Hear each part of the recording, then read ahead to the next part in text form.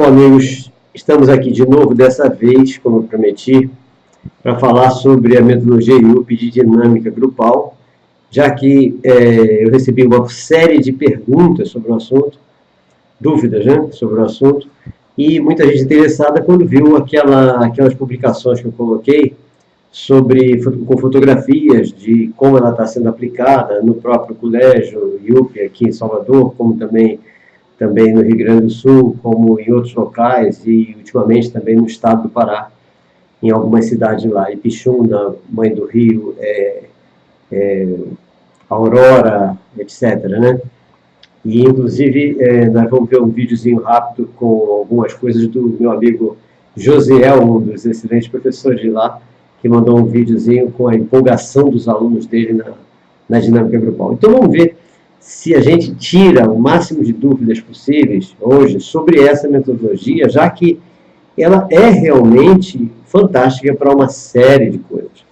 Só não vê quem não quer, porque realmente é fantástico você poder ter certeza que seus alunos estão ligados a você de uma maneira muito mais efetiva e afetiva, e que isso não ocorre numa sala de aula comum, onde você tem 25 alunos, 30 alunos, sei lá, enfileirados, ou lá como seja, em que você não tem condição de estar em contato mais próximo com nenhum deles, só aqueles que sentam perto de você.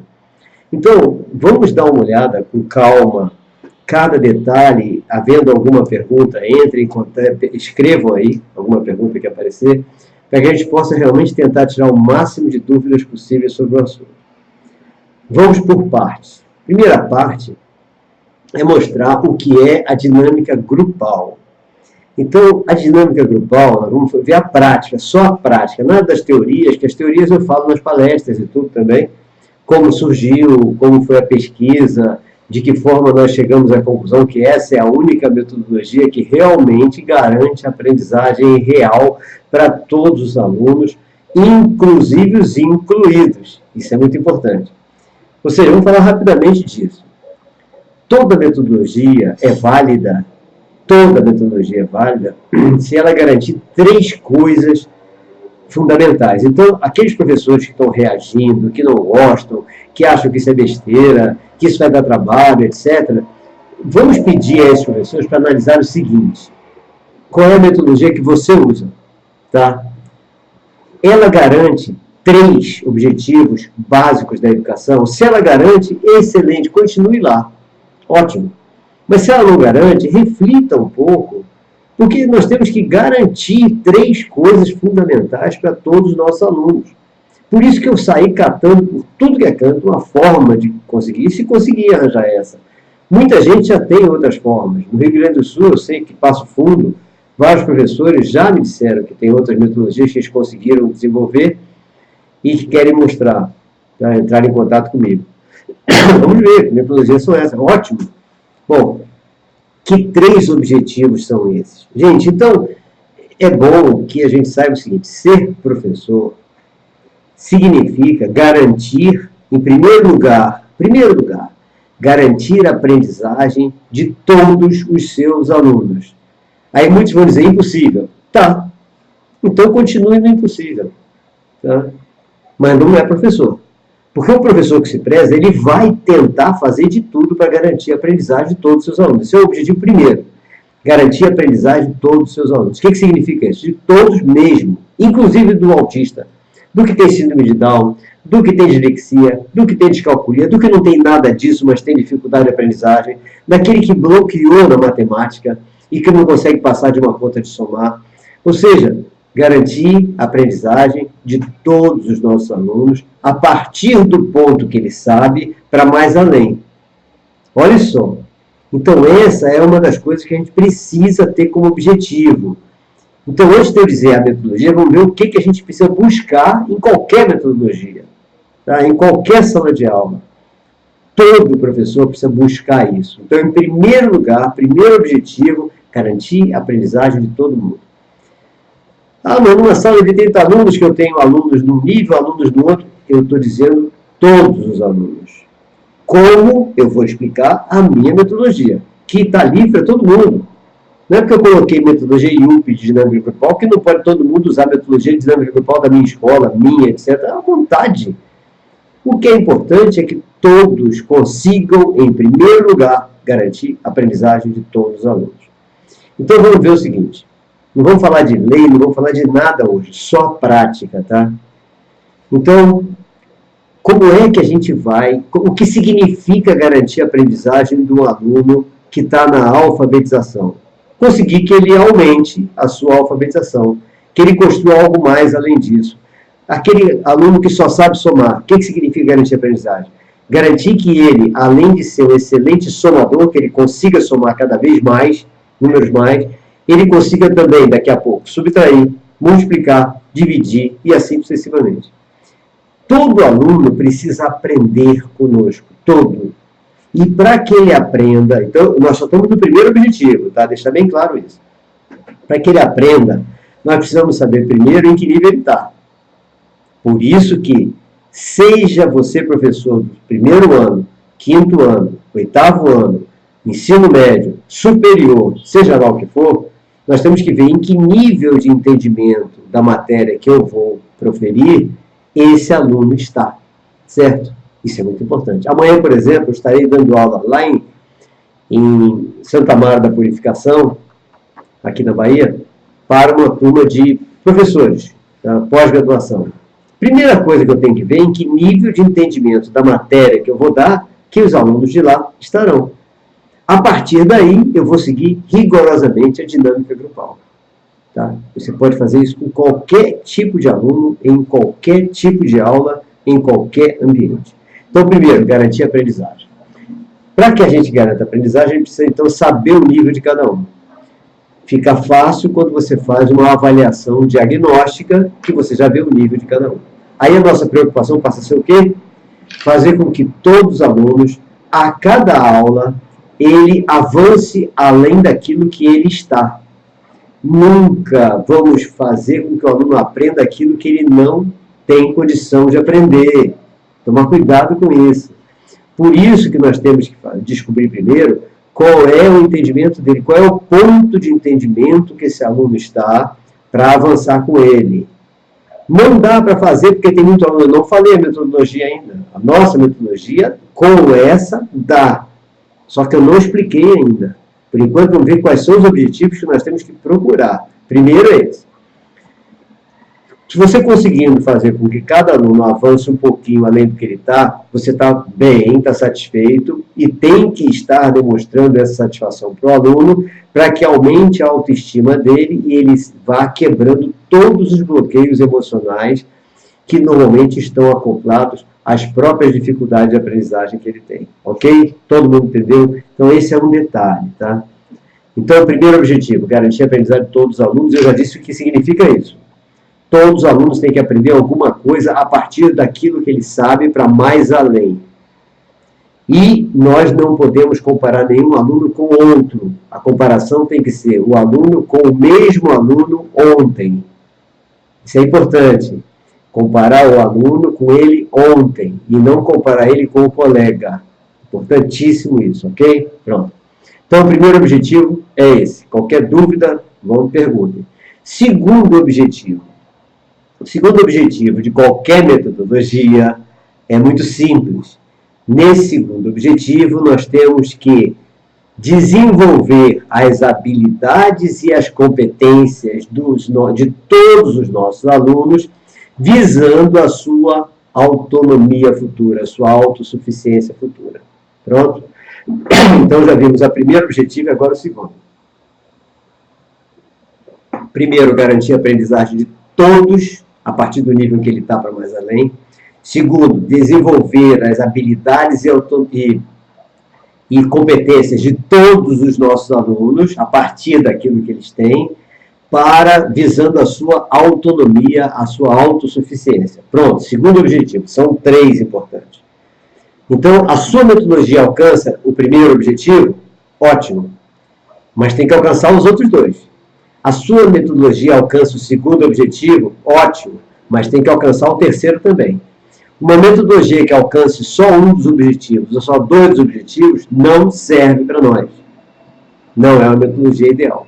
Então, vamos ver. Primeiro, aprendizagem para todos. Segundo, desenvolver habilidades e competências visando a autonomia e a autossuficiência daquele aluno. Por quê? Porque todos os alunos precisam ser autossuficientes um dia. Não vamos partir do princípio que aquele aluno, ele é paralítico cerebral, ele não fala, ele não ouve, ele não isso, não aquilo. Mas ele não vai precisar ser autossuficiente um dia, ou vai depender do Estado? Pai e mãe vão poder cuidar dele a vida toda, ou naturalmente devem morrer antes? E aí? Então, todos têm que desenvolver, nós temos que estar preocupados em desenvolver habilidades e competências para alcance da sua autonomia, sua autossuficiência. Pronto, segundo ponto.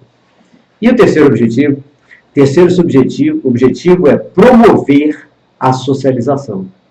Então, nós temos que garantir a aprendizagem, desenvolver habilidades e competências visando a autonomia e promover a socialização, que é o quê? E aí, a famosa inclusão escolar, a famosa inclusão social. Pronto, 3 objetivos. Então, se a sua metodologia alcança esses 3 objetivos, com certeza você está ótimo, não precisa nem me ouvir mais. Está excelente, acabou o problema. Mas será que alcança mesmo? Então vamos analisar se alcança mesmo. Não adianta nós acharmos que alcança e dizer, mas tem um grupo de alunos ali que nunca presta atenção na aula, esses não querem nada, a culpa é da família, a culpa é do pai, da mãe, a culpa é da sociedade, a culpa é porque são adolescentes que são assim, então não serviu a metodologia. Não existe exceção.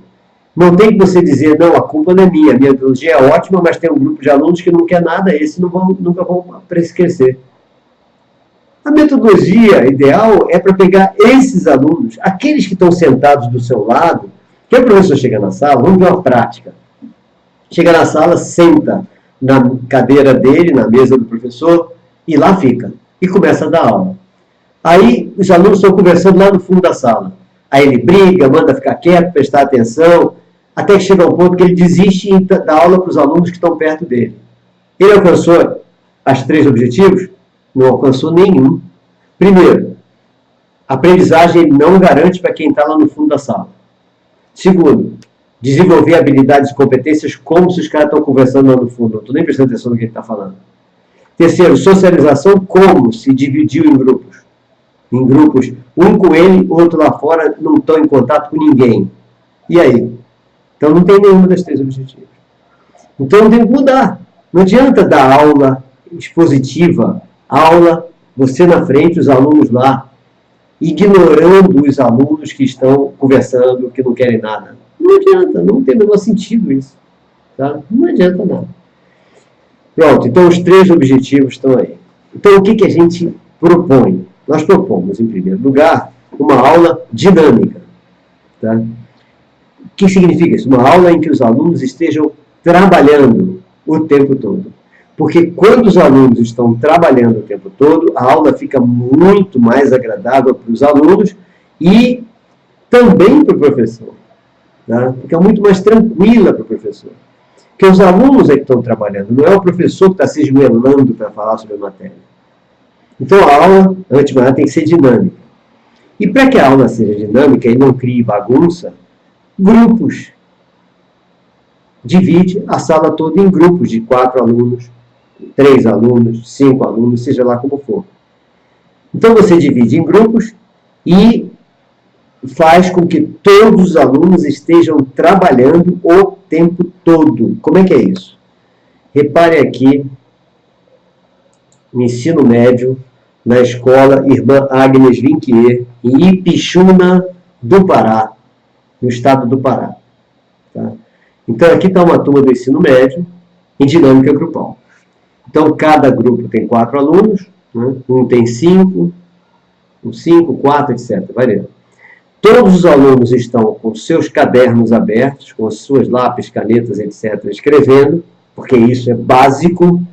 A dinâmica grupal significa que eles estão trabalhando e escrevendo, porque só escrevendo nós aprendemos. Não tem como aprender sem escrever, impossível.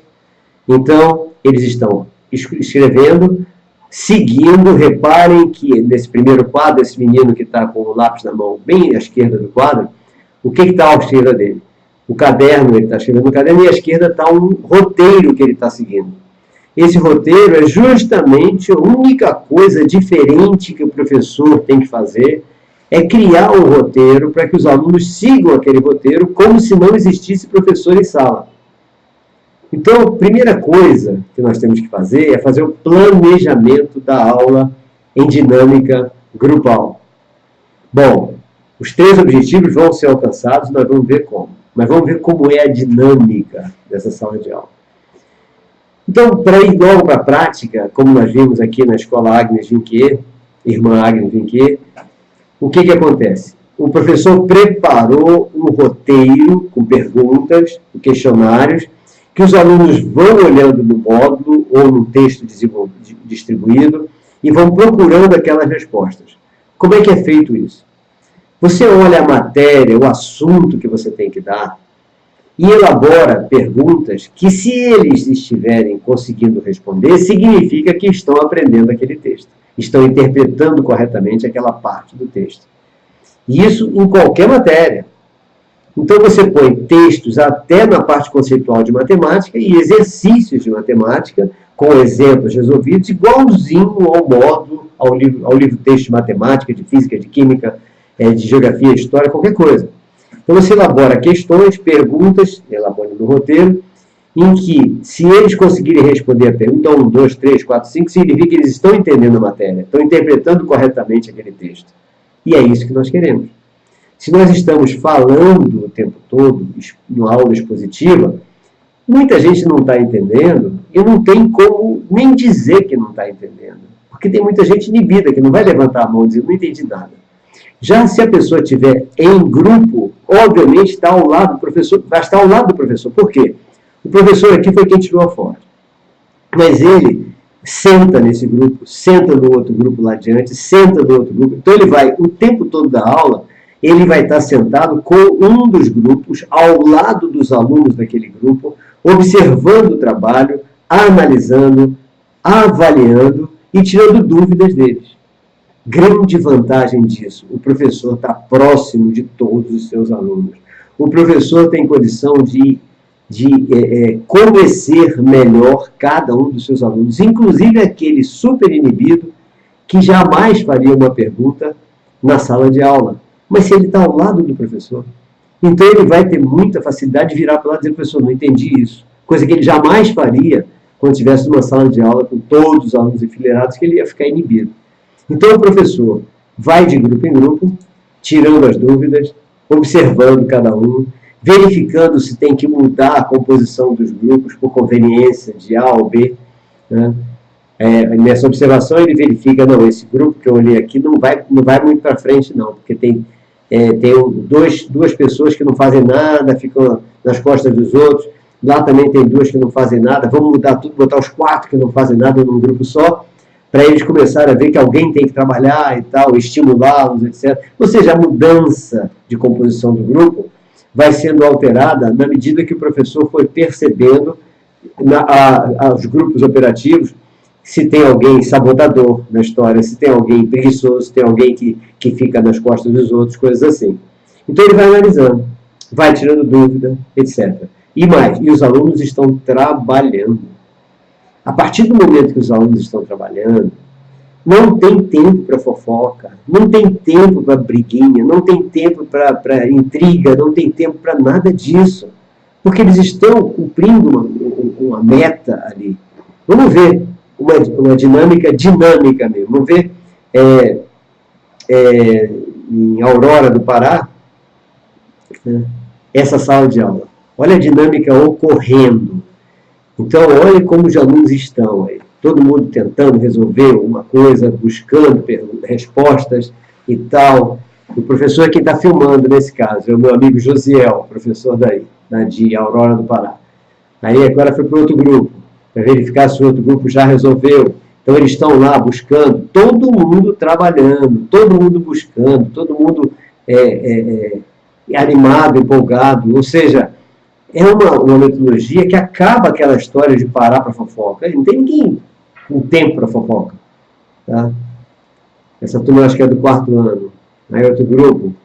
Tá?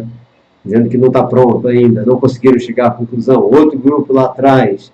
Então está aí uma dinâmica, é um exemplo de dinâmica, esse também é no estado do Pará, esse, e o professor Josiel, né, que me ajudou bastante na minha palestra lá em Aurora, no Pará.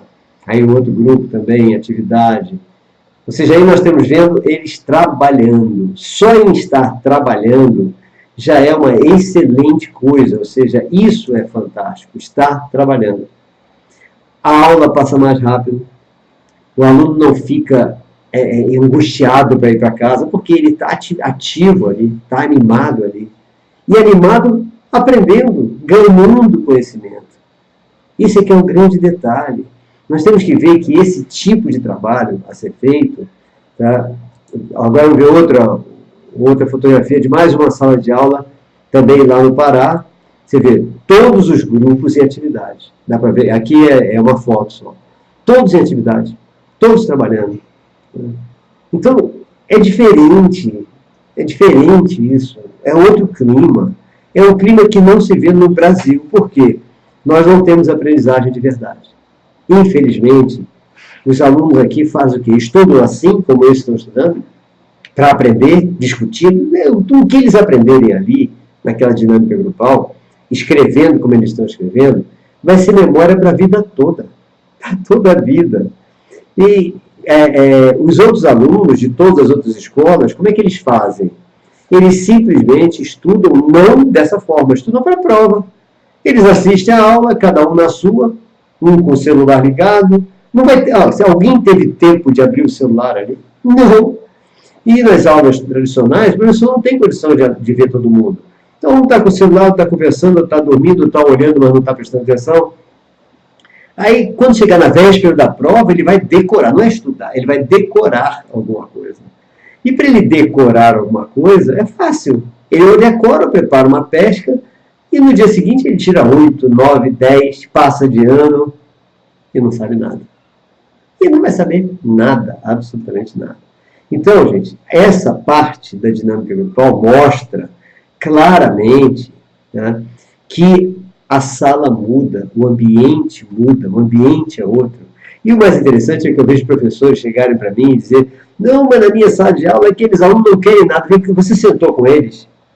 Sentar com eles, você botou eles em grupo, sentou com eles para conversar. Se você estiver próximo deles, eles vão ter coragem disso. Se você estiver próximo deles, eles vão se acostumar com você. Se você gostar deles, eles vão gostar de você. Mas se você está ausente, está lá sentado na sua mesa e deixa os alunos fazerem o trabalho deles, você está longe. O professor tem que estar próximo. Os alunos hoje precisam muito mais da nossa proximidade do que os alunos de antes. E quer saber por quê? Carência afetiva. Então, essa dinâmica grupal, além de produzir aprendizagem de verdade, ainda produz a redução da carência afetiva. Hoje é super importante reduzir essa carência afetiva. Por quê? O aluno passa a ter coragem de se aproximar do professor e conversar com ele, coisa que às vezes ele não tem. Por quê? Porque ele está conversando com o professor toda a aula. O professor vem e senta do lado dele, aí ele começa a falar sobre uma coisa que ele não está conseguindo entender. Disso já parte para ele gostar de ter coragem de conversar com o professor sobre assuntos dele também. Então ele vai ter coragem de conversar com o professor melhor. Então, esse é o grande detalhe. Luziana também gosta de trabalhar com os alunos em dupla e trios. Exato. Em grupo, indo de grupo em grupo, a gente realmente controla melhor, avalia melhor, produz aprendizagem melhor, verifica as habilidades e ajuda a desenvolvê-las, as competências. Nossa, é outra coisa. Então, esse grande detalhe que nós vimos aqui do Pará também, aqui mais uma que eu não tinha mostrado ainda. Repare aí que elas estão respondendo perguntas de um folheto que foi distribuído. Então, o folheto foi distribuído para então eles interpretarem textos, descobrirem coisas, etc. Tudo é aprendizagem. Tudo é aprendizagem. Aí olha a empolgação desses alunos. Então, isso é algo assim que eu considero importantíssimo. Então, nós vimos a prática, vimos exemplos, agora vamos ver como se desenvolve a aula. Na prática, como é que a gente vai fazer essa aula? Em primeiro lugar, como eu falei, vamos planejar essa aula. Como é que é esse planejamento? É um plano de aula como todo professor deve fazer e que às vezes esquece. Tá? Uma aula, qualquer aula precisa de um plano de aula. Qualquer aula. Esse negócio de, eu já dou essa aula há 30 anos, eu não preciso fazer um plano de aula porque eu já sei o que eu vou fazer. Eu já dou aula há quase 60 anos. E preciso de plano de aula para toda aula que eu vou dar. Sempre preciso. Por quê? Primeiro que as coisas estão mudando. Os alunos são diferentes. Né? As metodologias vão evoluindo. A não ser que se você seja um professor totalmente retrógrado, que só usa a mesma metodologia a vida toda. É ir lá para frente, falar. Então você não é professor, é um dador de aula. Dador de aula não precisa de método, não precisa de metodologia, não precisa de plano de aula, não precisa de nada. Basta ser um excelente orador e ter algum conhecimento da matéria, tá? Só que esse cara, esse dador de aula, esse conhecimento da matéria vai embora, né? Porque as coisas estão evoluindo. E eu vejo muito vexame, porque os alunos entram na internet, pesquisam, etc. E tem muita gente que não faz isso, não pesquisa, e de repente o aluno mostra uma coisa que está completamente diferente daquilo que ele está dizendo, porque já evoluiu e ele não pesquisou, não está evoluindo, não está estudando. Esse é outro problema sério. Bom, então vamos agora à prática. Plano de aula. Nesse plano de aula, vamos ver qual é o nível dos meus alunos para eu poder preparar o roteiro. Porque o roteiro vai ser preparado como? Perguntas que todos os alunos que estão ali, ao ver aquelas perguntas, tenham condição de, ao ler o texto, responder as perguntas. Né? Então, nós sabemos que alguns alunos estão no nível do 8º ano. Então, todos os alunos do nível do 8º ano vão ter condições de responder aquelas perguntas. Bom, como é que nós vamos preparar esse roteiro, então? Ao lermos os textos, ou vermos os exercícios que eu vou fazer, nós vamos preparar perguntas ou questões para serem resolvidas, que o aluno, ao resolver, está caminhando no sentido da aprendizagem. Então, vamos fazer perguntas e tal, gradativas, para que ele caminhe no sentido de aprender o assunto que nós precisamos passar. De repente, naquela sala, tem um aluno no nível muito mais baixo. Então, obviamente, as perguntas para ele são no nível que ele entenda. E isso é muito importante, e por incrível que pareça, tem gente que não está entendendo isso. Você jamais pode entregar ao aluno uma pergunta que ele não tenha capacidade de entender a pergunta e procurar a resposta. Porque se você fizer isso, entregar o roteiro para aquele... Vou dizer, você preparou o roteiro para o 8º ano. E aquele aluno ali no canto, naquele grupo, ele está no nível de 3º ano. Se você entrega o mesmo roteiro para ele, obviamente ele não vai conseguir responder. Então o roteiro tem que ser para ele no nível que ele vai entender. Aí várias pessoas dizem, mas isso não é inclusão porque ele vai ver que ele está recebendo perguntas diferentes. E qual é a solução? É perguntar a ele em grego, se ele não entende grego? O que ele vai achar ao receber uma pergunta em grego, se ele não sabe grego? Então, nós temos que fazer com que ele receba a pergunta que ele entenda e que ele não se sinta discriminado. Como é que a gente faz? Várias maneiras de fazer. Uma é que as perguntas sejam realmente misturadas. A pergunta 1 é a 3 do outro, para todo mundo achar que os roteiros são diferentes.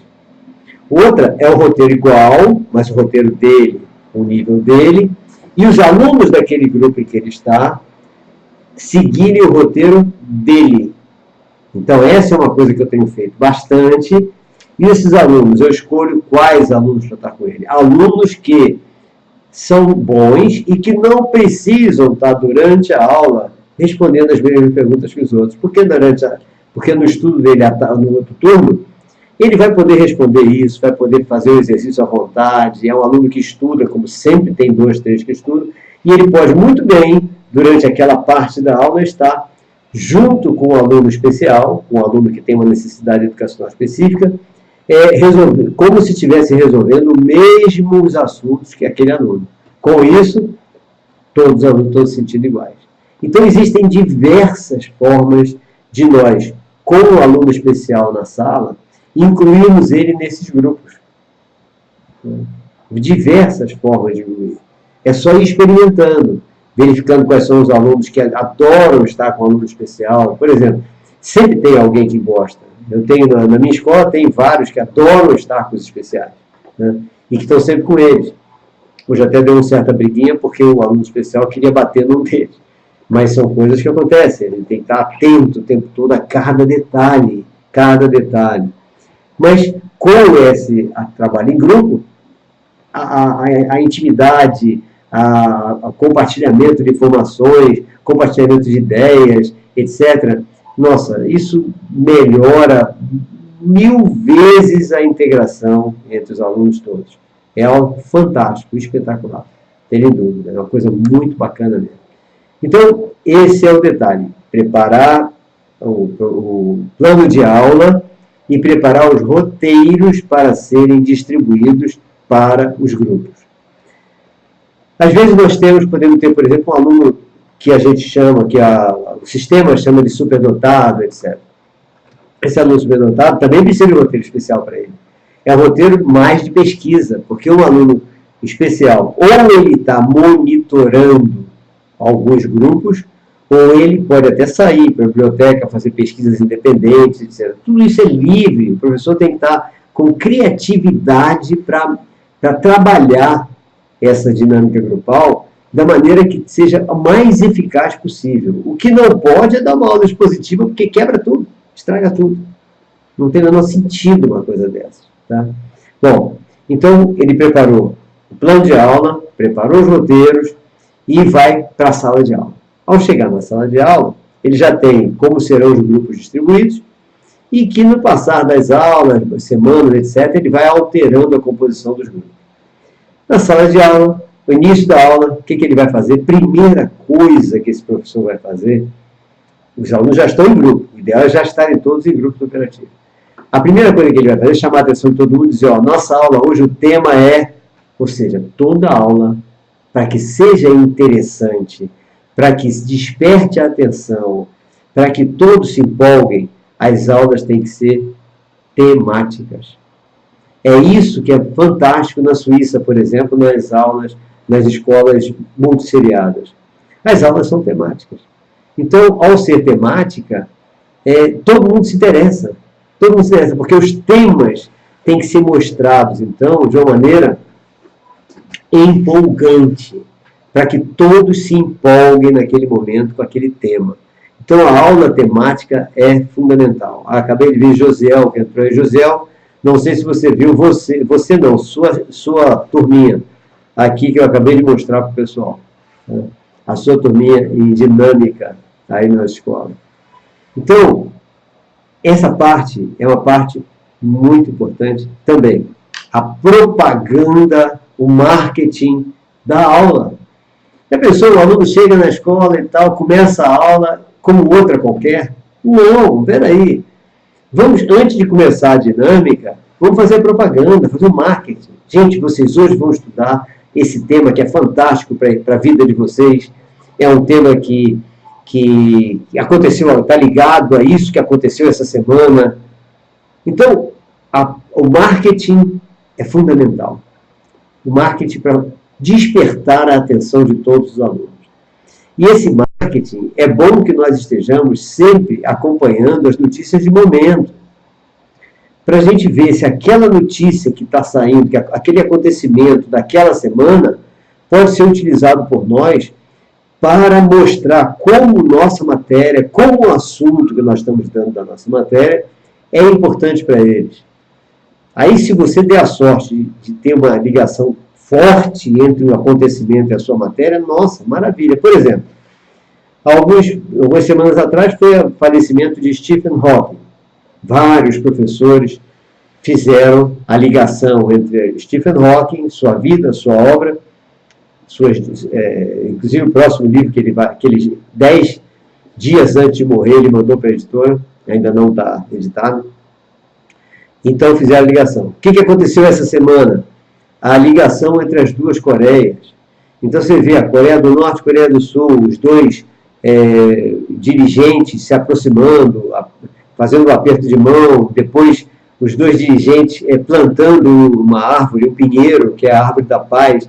Aí você vê, poxa, eu até passei um WhatsApp, e-mail, Facebook para todos vocês devem ter recebido, sugerindo que vocês modificassem seus planos de aula para essa semana, para ontem, sei lá, para incluir nas suas matérias e fazer marketing nos seus assuntos, utilizando esse acontecimento da Coreia. Porque realmente é um acontecimento inusitado. Quem imaginaria, há um mês atrás, que as duas Coreias iam travar começar um processo de paz? Praticamente ninguém imaginaria isso. Então, isso é uma coisa que é para ser usado mesmo por todos nós como marketing do nosso assunto. Então, esse início da aula é um início que deve ser curto, não é muito longo, no máximo 1 minuto, 2, 5, digamos assim, talvez nem chegue a 5 minutos, pode ser bem rápido, mas que desperte a atenção. E é o marketing para despertar a atenção para o assunto. Acabou o marketing, agora vamos então seguir os roteiros, e eu estarei em cada grupo para tirar dúvidas de vocês. E pronto, parte o professor para o primeiro grupo. Acabou de orientar aquele grupo, vai para o segundo, terceiro. O professor não é para ficar na sua mesa. Porque se ele ficar na sua mesa, ele está longe dos alunos, ele não está acompanhando nada. Ele está sentado, pega a cadeira e senta no primeiro grupo, senta no segundo, senta no terceiro, se aproxima de todos os alunos, se disponibiliza para todos os alunos, tá? Consegue entender cada um deles muito melhor. Você vai começar a entender seus alunos como nunca, que é uma coisa necessária. E como eu falei, alcança outro objetivo, que é um objetivo que vários professores, vários dirigentes escolares têm comentado comigo, que estão acontecendo coisas terríveis nas suas escolas e nos seus municípios, como agora a volta da automutilação. Nossa, a volta da automutilação é um problema sério. Gessiane, aqui querem obrigar o professor a seguir uma receita pronta. Todo mundo quer, não é isso, né? Então, volta da automutilação. O que é isso? O que é automutilação? Automutilação é carência afetiva. E o que eu falei? Essa metodologia, até isso, ela tenta compensar. Porque nós temos os professores daquela pessoa que está com carência afetiva próximo dela. Então, é uma maneira dessa pessoa começar a compensar a carência afetiva com a proximidade que tem dos professores, dos seus professores. Tá? Então, a automutilação tem isso, carência afetiva. Logicamente, há outras causas para a automutilação, para tudo isso, a droga, tudo.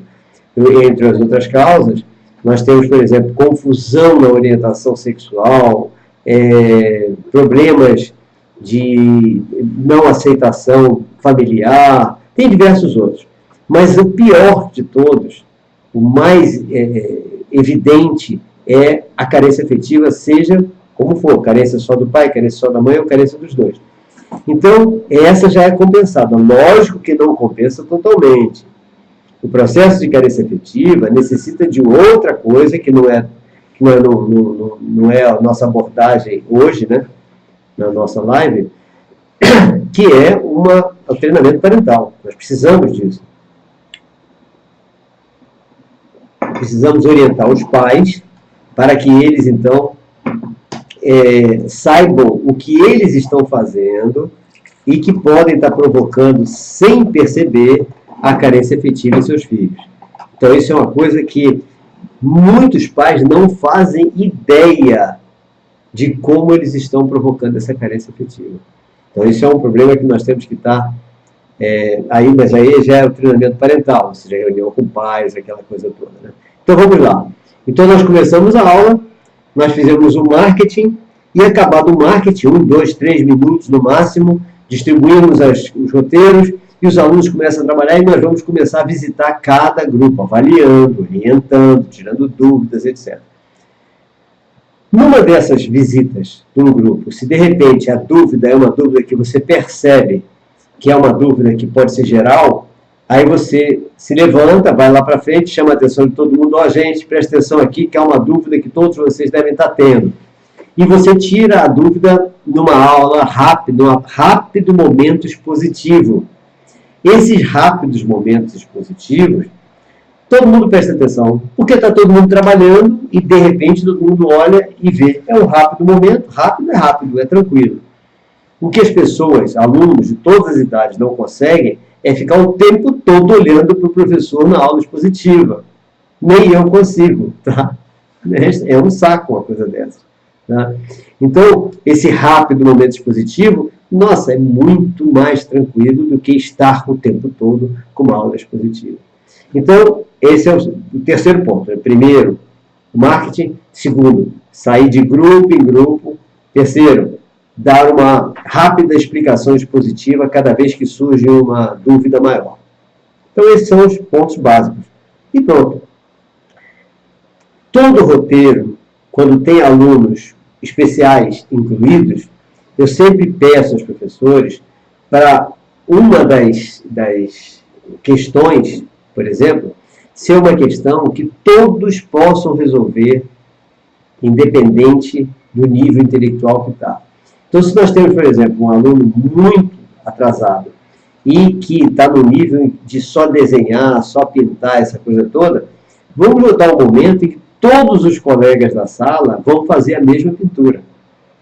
Então, nessa hora, não precisa ficar na mesa, todo mundo vai para o chão, aquela bagunça total, todo mundo pintando, um ajudando o outro. Então, nessa hora, é a hora mais socializável que aparece no momento, porque todos estão realmente fazendo a mesma tarefa, que é a tarefa no nível desse aluno que está no nível mais baixo e intelectualmente. E todo mundo gosta, não tem aluno que não gosta de chegar a pintar essa coisa toda, entendeu? Esse aqui é o detalhe. Então você vê, GCN falou, parece ótimo, coisa de primeiro mundo. Na realidade, porque a ideia partiu das salas multisseriadas da Suíça, que é primeiro mundo, né? Mas também partiu de Pichon Rivière, que é um terapeuta, psicólogo, terapeuta espanhol, radicado na Argentina, e que nada tem a ver com a educação, que é a dinâmica grupal de Pichon Rivière. Então, com a junção dos dois e a adaptação para as salas de aula inclusivas, surgiu essa dinâmica IUP, essa metodologia de dinâmica grupal. Tá? Então, é primeiro mundo porque transforma os nossos alunos em alunos de primeiro mundo, é o que a gente quer. Nós não queremos que nossos alunos continuem sendo alunos de terceiro mundo. Porque por mais que o Brasil possa ter lá a importância que tiver em termos econômicos, isso e aquilo, a nossa aprendizagem, nós sabemos que está em último lugar. Nós somos o pior país do mundo em aprendizagem. Então, nós temos que reverter esse processo. Então, eu garanto que, se todos vocês analisarem isso, tirem das dúvidas que quiserem comigo, querendo que eu vá nessa cidade, me chama, a gente discute isso aí, a gente vê nas salas de aula de vocês como fazer, né? Ou a gente dá a dica que vocês fazem, manda um vídeo para a gente, etc. Eu garanto que vai mudar tudo porque nós vamos ter alunos empolgados, entusiasmados, né? Aprendendo de verdade, gente. Toda aula eles estarão aprendendo, eles estão escrevendo. O que nós precisamos mais além disso? Bom, essa é a metodologia dinâmica grupal que eu falei, tá? Essa é a metodologia. O que mais que a gente precisa além disso para garantir realmente que mude tudo os nossos alunos? Precisamos agora o que ele vai fazer no outro turno, que nem todas as escolas têm os 2 turnos, né? O que ele vai fazer no outro turno? Bom, aí nós temos que convencer o aluno que o estudo que ele tem que fazer de tarde é também escrevendo. Como é que a gente convence isso? Basta nós cobrarmos o que ele vai escrever em casa no dia seguinte, como tarefa. Como tarefa de casa. Como tarefa de casa, você agora vai responder mais algumas perguntas dessas, ou você vai fazer um resumo do texto tal, ou você vai resolver tais e tais exercícios. Sempre uma tarefa em que o aluno escreva. Porque se ele estiver escrevendo, ele está garantindo a aprendizagem. Então, nós vimos a mecânica, a metodologia dinâmica grupal, e agora vamos ver a parte de casa, tarefa em casa. Essa parte da tarefa em casa, nós precisamos saber o seguinte, na teoria e na prática. Nós não temos capacidade de aprender sem ser dormindo. Então, é na hora do sono que a gente aprende. E para que o nosso cérebro saiba o que é importante, nós precisamos ter estudado, escrevendo, que aí o cérebro sabe exatamente o que tem que levar para a memória consolidada. Tá? Então, por isso que o estudo tem que ser sempre escrevendo, ok? Bom, então, estimular o aluno a fazer tarefas em que ele escreva, sempre escreva. Os livros texto hoje, os módulos, eu vou lhe responder já, Gersiane, sobre educação infantil, como isso pode funcionar. Os livros texto hoje, tá, eles são para o aluno preencher os espaços vazios com respostas, né? Quase todos são assim. A ideia é para que os alunos sejam obrigados a comprar livro novo todo ano. Interessante, né? É o consumismo desenfreado que nós vivemos aí. Então, a partir do momento que você obriga os alunos a comprar livro todo ano, dessa forma, o pessoal tem mais lucro, não há dúvida. Então, a ideia é essa. Mas o que garante a aprendizagem não é isso. Então, o aluno responder as tarefas de casa preenchendo os espaços do livro serve para nada. Só serve para a editora. Mas para nós, para a aprendizagem, não serve para nada. Porque ele vai estar escrevendo a palavra que falta, a resposta que falta, mas ele não está escrevendo o texto, ele não está escrevendo a pergunta. Então, o cérebro não está nem aí para gravar aquilo direito, definitivamente. Então, isso só serve para o editor. Para nós não serve. Para nós ele tem que pegar o caderno dele e escrever o resumo do texto, escrever a pergunta, escrever a resposta. Aí serve. Isso é garantir a aprendizagem. De outra forma, não garante aprendizagem nenhuma. Agora vamos à pergunta de Gersiane, que é: e na educação infantil isso pode funcionar? Pode sim, Gersiane. Repara o seguinte, que nesse... Deixa eu ver aqui. Aqui, deixa eu ver... Não é educação infantil. Esse grupo da escola de Josiel não é educação infantil, é 4º ano, tá? Mas reparem que aqui as crianças poderiam estar em carteiras pequenininhas ou no chão mesmo, em grupos, etc., fazendo desenhos, fazendo pinturas, jogos, passatempos, diversões em grupo, disputando grupo com grupo. Aí eu não coloquei o áudio, porque volta e meia eu tenho um problema com o áudio no nosso programa ao vivo, tá? Mas aí o que José fez? Ele denominou cada grupo um valor humano. O grupo da amizade, o grupo do respeito, o grupo do amor, o grupo da responsabilidade. Ou seja, cada grupinho aqui tem um nome. E isso pode ser feito na educação infantil também. Tá? As tarefas são as tarefas específicas da educação infantil. Eu não estou com nenhum grupo de educação infantil aqui. Vou ver se eu consigo fazer uma filmagem depois de educação infantil, de 1º ano, 2º, 3º, etc., para a gente ver a diferença. O importante é tarefas que estejam no nível deles e empolgando eles a fazer isso. Tem condição, qualquer nível dá para fazer. Tá? Até nível superior, mestrado, doutorado. Doutorado já é mais difícil, mas até nível superior, pós-graduação, dá para fazer a mesma coisa como eu vou fazer amanhã. Como eu falei lá em Santa Maria da Purificação. Então, é muito melhor. A aula é muito mais tranquila. A aula garante a aprendizagem. Você vê, por exemplo, uma aula que eu costumo dar, né, que agora que eu estou tentando fazer, dependendo do ambiente, porque se o ambiente for muito pequenininho, não dá para se fazer dinâmica grupal. Tem que ser um ambiente que dê para você distribuir os alunos. Né? Por exemplo, 50 alunos numa sala que está todo mundo apertado, não tem como botar em grupo. Né? A não ser que você vá para o pátio. Né? Mas, havendo espaço, é para fazer isso mesmo. E você quebra aquela monotonia da aula expositiva. Tem aulas que eu dou que são horríveis, o pessoal até gosta, né? Mas é horrível em termos de cansaço. Por quê? Eu começo a falar às 6 da tarde, acaba às 10 da noite. Aí no dia seguinte, de 8 da manhã às 5 da tarde. No outro dia, de 8 da manhã até meio-dia. Isso realmente cansa quem está falando. Agora, se você faz uma aula dessa dinâmica, de forma dinâmica, com todo mundo trabalhando, tirando dúvidas, muda tudo. Muda tudo completamente. E a aprendizagem é muito melhor. Uma pessoa ouvir o cara falando, por mais que goste do assunto, durante 2 dias e meio, seguido, não há quem aguente. Né? Então, por isso que essa metodologia é a ideal. Eu considero uma metodologia fantástica. Tá? É só experimentar. Agora, a gente vai vir para a aula de pós, vou para a aula de pós em Santo Amaro da Purificação. GC é de onde? Não é de Santo Amaro não, né? Se for, eu estou aí amanhã. Tá? Então, esse é o detalhe. Vamos fazer. Agora nós temos que tomar um cuidado seguinte. O que nós encontramos entre nossos colegas?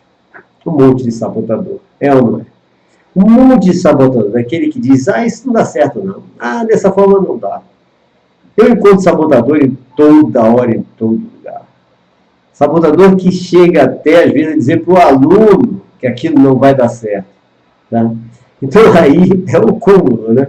O cara diz para o aluno dele que aquilo que mandaram ele fazer não vai dar certo. Pior que ninguém mandaram, digamos assim, né, fazer. A gente mostra que a coisa é muito mais prática. Né? Então, antes de reclamar, antes de dizer que não funciona, antes de dizer que não vai dar certo, que tal estudar isso? Que tal analisar, preparar a aula, preparar o roteiro, tirar dúvida comigo, praticar? Que tal fazer isso? Porque você vai surpreender que a aula vai ser muito mais tranquila, muito mais eficaz e você vai chegar em casa satisfeito porque você conseguiu garantir empolgação, entusiasmo, que é o que a gente precisa. Se a gente garante empolgação e entusiasmo no aluno, nós estamos colocando ele no caminho da aprendizagem de verdade e não da aprendizagem enganosa. Ceciane, Santa Amaro, pena que está terminando a minha pós, não tem mais aula, quero fazer outra neurologia, sonho que vou realizar. Sim, mas se for de lá, apareça para a gente dar um abraço. Então, esse é o grande detalhe. Vamos experimentar. Eu vejo tanta gente que só quer tocar o pau na história, reclamar, e não tem coragem de experimentar. Por que será isso? Acomodação? Nossa, é terrível, né? Acomodação é a pior coisa que tem. Nós temos que estar o tempo todo evoluindo, o tempo todo desenvolvendo novas ideias, o tempo todo analisando a mudança que está ocorrendo nos alunos. Todo dia muda alguma coisa? Ou será que os alunos são os mesmos de 300 anos atrás? Acho que não, né? Então, vamos acompanhar e vamos ver o que é melhor para cada um deles. Tá? Esse é o grande detalhe. Então, eu espero que tenham entendido essa parte, né, da metodologia. Estou à disposição de todo mundo que quiser aprender mais sobre essa metodologia, verificar como ela funciona. Nas cidades que eu tiver, a gente faz uma prática dessa metodologia para ver como é, verifica como são os roteiros, coisas assim, o que puder. O que é importante é mudar um pouco essa realidade brasileira. Porque a gente vai mudar o Brasil inteiro? Não, a gente não vai mudar o Brasil inteiro. Mas nós vamos mudar pelo menos os alunos que estão conosco. Os alunos que estão conosco vão estar empolgados em aprender e vão estar se desenvolvendo muito bem. Eles vão estar com uma facilidade muito grande de criatividade, de inventividade, de descoberta, que outros não têm. Por quê? Eles vão estar o tempo todo aumentando a sua capacidade intelectual. É isso que a gente precisa. Exatamente, Isabel. Nós temos que nos adaptar ao mundo dos nossos alunos. É isso. Agora, nós temos que transformar o mundo dele num mundo de prosperidade, de desenvolvimento, de empolgação com o conhecimento. E só nós podemos fazer isso. Como? Uma das coisas é aquilo. Nessa programação das nossas aulas, nós precisamos estar empolgando eles, que é o que eu falei do marketing antes de começar a aula. Então, olha só a nossa responsabilidade. Primeiro, estudar a metodologia para ver se consegue fazer. Tirar dúvida comigo. Implantar a metodologia. Tem essa live vai estar aí à disposição no Face, né, direto. E eu vou fazer o upload dela para o YouTube também. E avisar quem não tem YouTube, se vocês tiverem algum amigo que não tenha Face, e avisem que o que vocês estão assistindo agora, que nós estamos vendo, vai estar também no YouTube para aqueles que não estão podendo assistir agora. Né? E eu vou estar à disposição.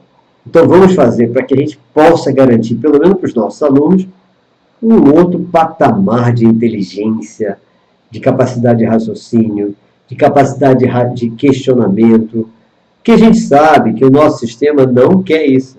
Quanto mais gente burra, melhor, certo? Porque aí eles podem continuar fazendo tudo que eles fazem sem que as pessoas percebam nada, né? Gessiane falou, aulas lúdicas e criativas sempre, sem dúvida, aulas lúdicas e criativas, motivando sempre, exatamente o que você está falando, Gessiane. É exatamente isso que a gente precisa. Então, quem quiser essa metodologia, siga, não tem que, não, é de graça, tá? É de graça, é para usar mesmo e tirar dúvida. Eu faço questão que as pessoas usem à vontade, tá? E tirem todas as dúvidas, evoluam, modifiquem, me avise se descobrir alguma coisa melhor, se conseguir descobrir alguma coisa a mais para colocar. Como, por exemplo, Josiel. Josiel colocou o quê? Deu nome aos grupos, né? Então, cada grupo passou a ter um nome. Outra modificação foi um dos professores meus, Clausen, de matemática, física, que ele colocou monitores nos grupos, e ele fez da seguinte maneira, em vez de ele estar sentado no grupo, o monitor ia, ele tirava dúvida e voltava para o grupo. Então, perde um pouco aquela proximidade do professor com os alunos. Mas é uma outra forma também de fazer com que cada grupo tenha um líder, e esse líder se preocupe em passar a informação que ouviu do professor. Também é outra forma. O importante é alcançar os 3 objetivos, ser em grupo, garantir aprendizagem real todo dia, a partir do ponto que cada um sabe, desenvolvê-los para a autonomia e promover a socialização. Então, se a gente consegue esses 3 objetivos, ótimo, excelente. A metodologia está certa, está ótima, está funcionando. Se não consegue, vamos modificar, vamos alterar, vamos conversar com nossos colegas e ver o que está faltando, o que eu errei. Por exemplo, se a metodologia não está funcionando, a primeira coisa que nós temos que pensar é o seguinte, foi que eu errei. Nós temos que ser humildes o suficiente para saber que nós não sabemos tudo, que nós podemos ter entendido errado e podemos estar aplicando de uma maneira incorreta. E às vezes é uma pessoa de fora que vai nos dizer, não, você errou aqui, ó, você não está fazendo dessa forma não. Pronto, está resolvido o problema. Certo? Estou à disposição de todos. Tinha uma dúvida que alguém estava... Ah, sim, a dúvida foi o seguinte. Uma das pessoas que me seguem estava perguntando que na sua escola, o filho tem 8 anos e não aprendeu a ler ainda, e a escola acabou de avisar que vai separar a turma em 2 turmas, a turma dos que sabem ler e a turma dos que não sabem ler. Então, me perguntou, isso é certo, isso é legal? Então, vamos analisar o seguinte. À primeira vista, parece que não é uma coisa correta. À primeira vista.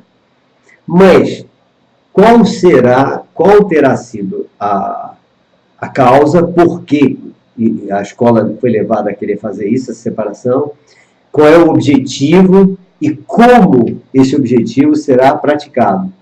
Porque, obviamente, a primeira coisa que se pensa é que eles querem dar uma atenção maior aos que não sabem ler e que vão acabar se sentindo discriminados se estão na mesma sala com que já sabem.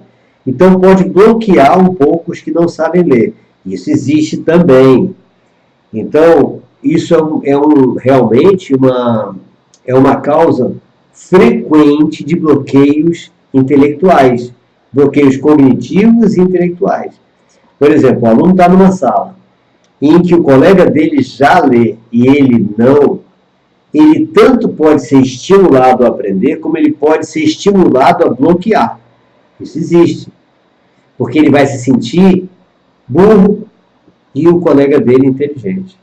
Então, nós temos que ver que é muito melindroso, muito perigoso qualquer decisão em relação a isso, porque nós podemos estar por um caminho errado.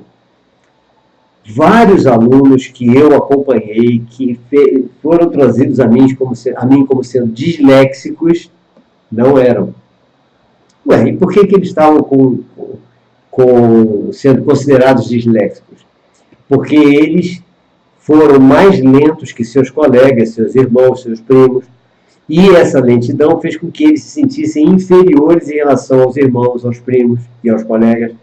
E essa inferioridade que eles sentiram bloqueou a capacidade de ler e de escrever.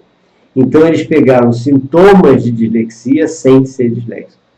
Isso aconteceu com outros que eu também acompanhei, que eram descalcúlicos e não eram. Mesma coisa. Irmão, colega, primos, etc., vizinhos, já faziam conta e eles não conseguiam, bloquearam.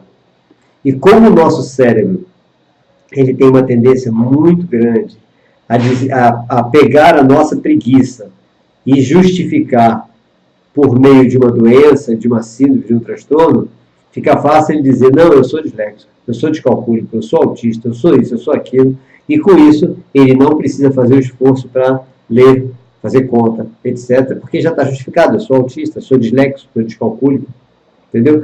Então nós temos que tomar bastante cuidado, porque essa escola que decidiu separar a turma dos que leem e dos que não leem, pode estar com uma intenção boa e pode ter um resultado melhor do que se eles ficarem juntos. Mas é muito bom nós analisarmos junto com os dirigentes, com quem decidiu isso, qual é o objetivo, o que se quer, como vai ser feito isso, de que forma isso vai ser praticado, para verificarmos se vai causar um sentimento de discriminação ou se não, se vai disparar o processo de evolução das crianças que estão um pouco mais atrasadas numa certa lentidão. Não é que um é burro e o outro é inteligente, não. Uns são mais lentos que outros, e com isso pode ser uma boa ideia da escola, mas pode ser uma ideia, uma prática incorreta. Temos que analisar, uma coisa por outra. Isabela, a turma mista também tem seus benefícios, porque nós, como professores, motivamos os que sabem para ajudar os que não sabem de alguma forma. Exatamente. Por isso que nós temos que analisar cada caso. Uma turma mista bem orientada, bem trabalhada pelo professor, não tem problema. Né? Agora, uma turma mista não estando bem trabalhada, pode causar esses bloqueios emocionais. Então, nós temos que tomar muito cuidado. Eu entrei numa turma mista uma vez, que a professora, quando eu cheguei, ela disse, olha só, Roberto, aquele cara é lento, ele é muito lento, é burro, todo mundo já acabou e ele não acabou. Bom, a partir do momento que a professora fala uma coisa dessa na sala de aula, você já sabe qual é a consequência para esse garoto que ela apontou e dizendo que ele é burro, ele é lento. Esse vai ficar lento mesmo, vai ficar burro mesmo, ele vai criar uma dislexia ou uma descalculia provocada por essa professora. Então, realmente, Isabela, tendo um professor consciente, responsável, sim, a turma mista tem seus benefícios, sim. Internaliza, sim. É isso. Isabela, eu vi isso, não pode, mas pode. Aconteceu. E aconteceu porque eu estava presente. Eu que entrei na sala e ela falou isso para o garoto por causa da minha presença.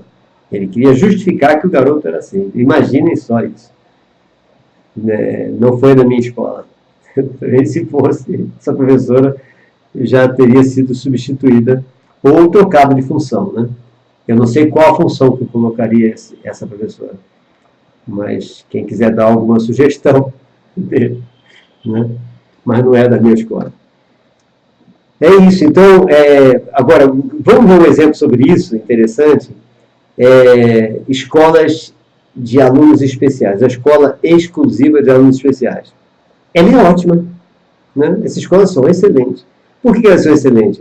Porque os melhores profissionais que entendem dos alunos especiais estão nessas escolas. Qual a vantagem dela, então? Que esses profissionais sabem muito melhor que qualquer um de nós, nas escolas comuns, como desenvolver um aluno especial. Porque eles trabalharam isso a vida toda. Não há dúvida. Qual a desvantagem? O aluno especial não está vendo nenhum aluno comum. Como ele não está vendo nenhum aluno comum, ele pode não ser estimulado. a melhorar para se aproximar das competências do aluno comum. Então, essa é uma desvantagem. Então, por isso que nós temos que analisar o tempo todo a escola, a maneira, cada caso, né?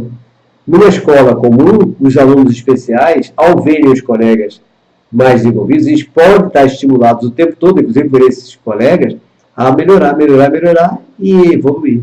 Desde que todos os que estão nessa comunidade estejam sempre atentos ao desenvolvimento, à elevação da autoestima.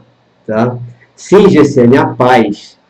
As APAES são excelentes, isso que eu estou falando, as APAES são excelentes, as Pestalozzi são excelentes, porque tem um conhecimento maravilhoso desses alunos. Agora, a desvantagem é que eles não têm o contato com o aluno, digamos, da escola comum, e isso não pode não estimulá-los, né? Aqui em Salvador, o que acontece? Nós temos a escola Via Ponte. A escola Via Ponte é a escola também tipo APAE. Então, uma vez por ano, a escola Via Ponte faz uma Olimpíada com os alunos do IUP. Os alunos comuns do IUP, não os especiais. Então, vão os alunos comuns do IUP e os alunos especiais das APAE, da escola Via Ponte. E aí eles se integram, é um dia maravilhoso de integração, competem juntos. Então, é um momento de integração entre alunos comuns e alunos especiais. É muito bacana. Então, isso sendo feito de uma forma frequente, aí a única desvantagem das escolas tipo APAE acaba, porque eles vão ter contato, lógico que é no momento de competição e tal, de jogos, ludicidade, mas tem. Ou seja, é muito bacana isso também. Então, todas as escolas podem trazer benefícios a todos os alunos. Basta que sejam bem dirigidas, bem orientadas, que os professores, os profissionais que estão lá dentro estejam com boa intenção, com esses 3 objetivos na cabeça. Esses 3 objetivos, estando na cabeça de todo mundo, facilita qualquer coisa. Vamos rever? Primeiro objetivo, estar todo dia garantindo a aprendizagem de todos os alunos. Segundo objetivo, estar todo dia desenvolvendo habilidades e competências para todos se chegarem à autonomia e à autossuficiência.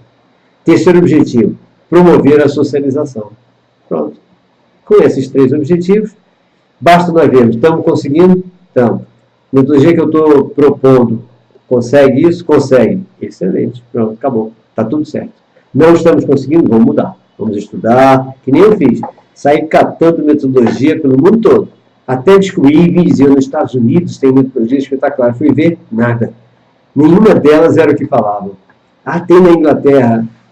As que eu vi não funcionavam. Só vi, as que eu vi funcionar foi a da Suíça.